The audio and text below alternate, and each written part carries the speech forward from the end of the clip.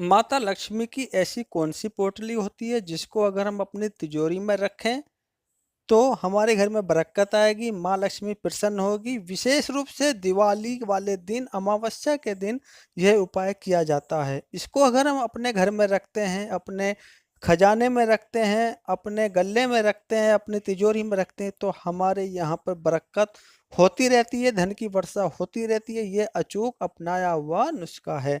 मित्रों, कहना चाहूँगा कि अगर आप इस चैनल पर नए हैं तो चैनल को सब्सक्राइब कीजिए, वीडियो को लाइक कीजिए, शेयर कीजिए। इस वीडियो के माध्यम से आप जानने वाले हैं ऐसा एक अचूक उपाय कि ये झोली जो होती है, लाल कपड़े जो होता है, इसमें हम क्या-क्या चीज़ बाँध सकते हैं, जिसको अगर हम अपनी तिजोरी में रखते हैं तो हमारे घर में सर्वदा माँ लक्ष्मी प्रसन्न होती है। विशेष रूप से ये उपाय करना चाहिए दीपावली वाले दिन जब हम लक्ष्मी जी की पूजा करते हैं, तो इस तरह की झोली आप बना सकते हैं। कोई लाल कपड़ा भी आप ले सकते हैं अगर झोली अवेलेबल नहीं है, या फिर मार्केट से भी लेके आ सकते हैं।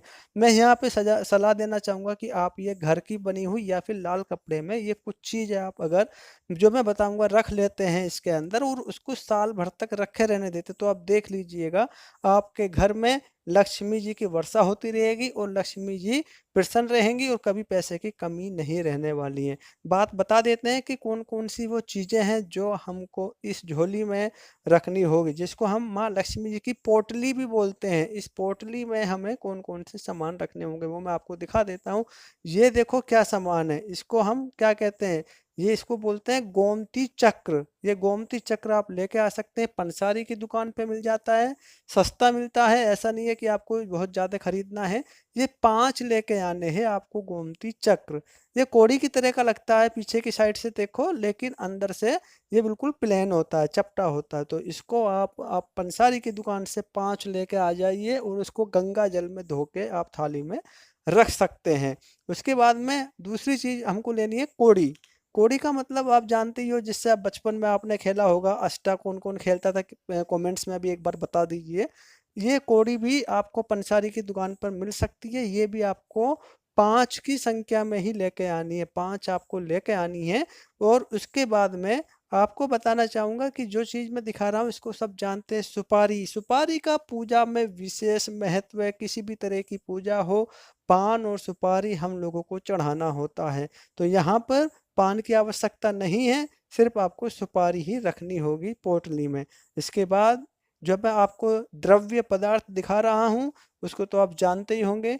इसको बोलते हैं हल्दी की गांठ। ये आप अगर आपके पास रखी हुई हैं, घर में अवेलेबल हैं, होती हैं रखी हुई, तो आप उनको यूज कर सकते हैं। अदरवाइज आप मार्केट से भी लेके आ सकते हैं। ये भी संख्या में 5 ही होनी चाहिए, लेकिन ये ध्यान रहे कि खंडित नहीं होनी चाहिए। साबुत हल्दी की गांठ होनी चाहिए। 5 हल्दी की गांठ आपको लेके आनी है। ये मैं वो सामग्री बता रहा हूँ जो आपको माता रानी की, जो आप लक्ष्मी जी की पोटली बना रहे हैं उसमें रखनी होगी। तो आपको हल्दी की गांठ भी लेके आनी होगी। इसके अलावा आपको बताना चाहूँगा कि हल्दी की गांठ टूटी हुई नहीं होनी चाहिए और उसमें कोई सुरसुरी या झुनझुनी नहीं लगी हुई होनी चाहिए।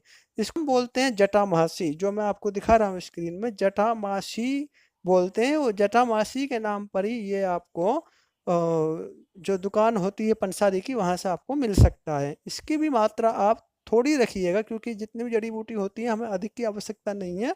सिर्फ आप 10 रुपए का लेके आ सकते हैं, लेकिन उसमें से थोड़ा ही हमको ये रखना होगा। जटामासी के नाम से आता है, आप नोट कर लीजिए इसको। जटामासी आप लेके आइए, जिसका बहुत ही विशेष प्रभाव लक्ष्मी यंत्र पर भी किया जाता है और लक्ष्मी जी देवी को प्रसन्न करने के लिए भी किया जाता है। तो इसको हम पोटली में रखने वाले हैं।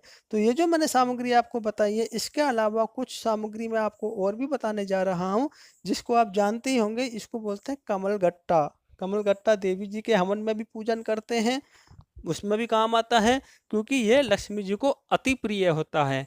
कमल लक्ष्मी जी का आसन होता है और इसको हम कमलगट्टा बोलते हैं। तो ये भी संख्या में यहाँ पे कम दिखाए जा रहे हैं, कोई दिक्कत नहीं है, आपको 5 ही लेके आने हैं अगर आपको ये पोटली बिल्कुल सही तरीके से बनानी है तो। इसके अलावा आपको मुद्रा भी रखनी है। मुद्रा में आप पैसों की गड्डी भी रख सकते हैं, 10 के नोट की, 100 के नोट की, या फिर आप चांदी का सिक्का भी रख सकते हैं। अगर चांदी का सिक्का रखते हैं तो उसमें गणेश जी को, लक्ष्मी जी की जो चित्र है वो अंकित होता है। वो आपकी श्रद्धा अनुसार है, आप चांदी का सिक्का रखना चाहें, क्योंकि ये आपको 1 साल तक रखनी होती है। कोशिश करनी है कि इस 1 साल में आप इसको ना निकालें, और जब 1 साल हो जाए तब आप इसको मतलब चेंज कर दें, दूसरी रख दें। इसको आप अपने प्रयोग में लेके आ सकते हैं। तो ये जो मैंने सामग्री आपको बताई है, ये आपको रखनी है, और जब देवी जी की पूजा करते हैं, लक्ष्मी जी की पूजा करते हैं, तब ये सामग्री आपको इस पोटली में बांधनी है। अब मैं दिखाने जा रहा हूँ जिससे आप भली-भांति परिचित होंगे, जिसको बोलते हैं साबुत सूखा धनिया जो होता है। ये आपको लेना है थोड़ा-सा, इसमें एक कटोरी में दिखाया गया है, लेकिन आपको लेना है ये 5 ग्राम के करीब में। 5 ग्राम के करीब में आप सूखा धनिया ले सकते हैं। सूखे धनिये में झुनझुनी नहीं लगी हुई होनी चाहिए, और ये पुराना भी नहीं होना चाहिए, ये साफ होना चाहिए। मार्केट में आ जाता है दीपावली के आसपास। तो ये सब सामान आपको रख लेने हैं।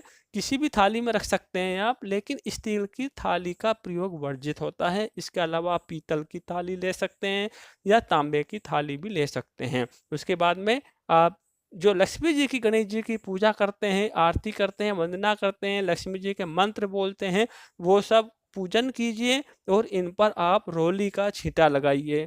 जो आपके पास में ये नोट है, इस पे भी रोली का छींटा लगाइए, और ये आप जो आपकी पोटली है, झोली है, उसमें आप रख सकते हैं।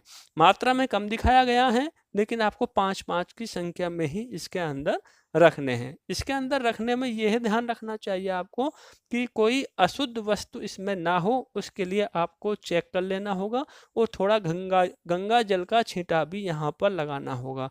उसके बाद आप इस झोली को अच्छी तरह से विधि पूर्वक बांध सकते हैं। बांधने के बाद में आपको ये अपनी तिजोरी में रखनी होगी। कब तक रखनी होगी? नेक्स्ट आने वाली दिवाली तक रखनी होगी। ये 1 साल तक आपको चलानी है। उसके बाद में आप इसको फिर चेंज कर सकते हैं। इन पैसों को आप प्रयोग में ला सकते हैं, और पैसे इसमें रख सकते हैं। ये जो मैं उपाय बता रहा हूँ, ये शास्त्रों के अनुसार एक अचूक उपाय है।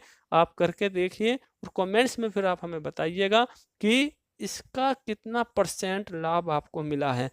तो मित्रों, कष्टों से मुक्ति के इस चैनल में मैं इस तरह के उपाय लेकर आता रहता हूं, जिससे कि जनमानस के, मनुष्य के कष्ट कम हो, उनके जीवन में जो अंधकार है वो उस अंधकार से बाहर आ जाएं, और उनका मार्गदर्शन करने की मैं अपनी वीडियो में कोशिश करता रहता हूं। अगर आपको वीडियो अच्छी लगी है तो कृपया वीडियो को लाइक कीजिए, शेयर कीजिए, और कमेंट्स में ओम नमः शिवाय अवश्य लिखिए। दीपावली कौन से दिन मनाई जानी चाहिए, कैसे मनाई जानी चाहिए, कौन कौन सी पूजा की विधि है, उसके लिए मैंने एक अलग से वीडियो बनाई है। लिंक डिस्क्रिप्शन में ऐड कर दिया गया है, आप वहां पे जाके चेक कर सकते हैं, और वीडियो को ज़्यादा से ज़्यादा लोगों तक आप पहुंचा सकते हैं, शेयर कर सकते हैं। तो मित्रों, इस वीडियो में इतना ही। मिलते हैं एक नई वीडियो में, तब तक के लिए ओम नमः शिवाय।